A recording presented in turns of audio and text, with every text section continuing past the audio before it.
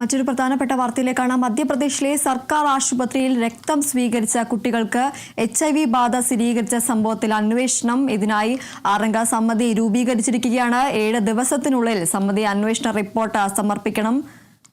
സത്ന, ജബൽപൂർ എന്നിവിടങ്ങളിലെ ജില്ലാ ആശുപത്രിയിൽ ചികിത്സയിലായിരുന്ന തലസീമിയ രോഗികളായ കുട്ടികളിലാണ് HIV ബാധ സ്ഥിരീകരിച്ചത്. ഇൻഡോറിലെ മഹാരാജ യശ്വന്ത് റാവു ആശുപത്രിയിൽ ചികിത്സയിലായിരുന്ന 8-നും 10-നും ഇടയിൽ പ്രായമുള്ള 4 കുട്ടികൾക്കാണ് ആദ്യം രോഗം സ്ഥിരീകരിച്ചത്. പിന്നീട് 2 കുട്ടികൾക്ക് കൂടി HIV ബാധ കണ്ടെത്തുകയായിരുന്നു. കുട്ടികളിൽ ഒരാളുടെ രക്ഷിതാക്കൾക്കും അണുബാധ സ്ഥിരീകരിച്ചിട്ടുണ്ട്.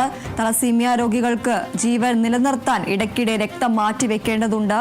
ഇത്തരത്തിൽ രക്തം നൽകിയപ്പോൾ സുരക്ഷാ മാനദണ്ഡങ്ങൾ പാലിച്ചില്ല എന്നതാണ് ആരോപണം. കുട്ടികളുടെ രക്തം പരിശോധിച്ചപ്പോഴാണ് HIV പോസിറ്റീവാണെന്ന് കണ്ടെത്തിയത്. ആശുപത്രിയിലെ രക്തബാങ്കിൽ നിന്ന് നൽകിയ രക്തത്തിൽ നിന്നാണോ അതോ മറ്റ് ചികിത്സാ ഉപകരണങ്ങളിൽ വഴിയാണോ വൈറസ് ബാധ ഉണ്ടായതെന്ന് പരിശോധിച്ചു വരികയാണ്.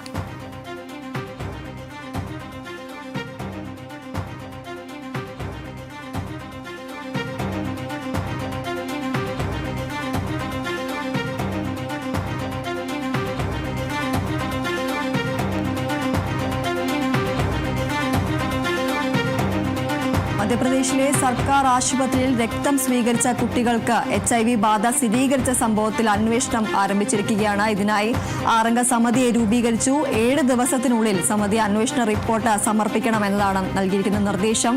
സത്ന, ജബൽപൂർ എന്നിവിടങ്ങളിലെ ജില്ലാ ആശുപത്രികളിൽ ചികിത്സയിലായിരുന്ന തലസീമിയ രോഗികളായ കുട്ടികളിലാണ് ഇത്തരത്തിൽ HIV ബാധ സ്ഥിരീകരിച്ചത്.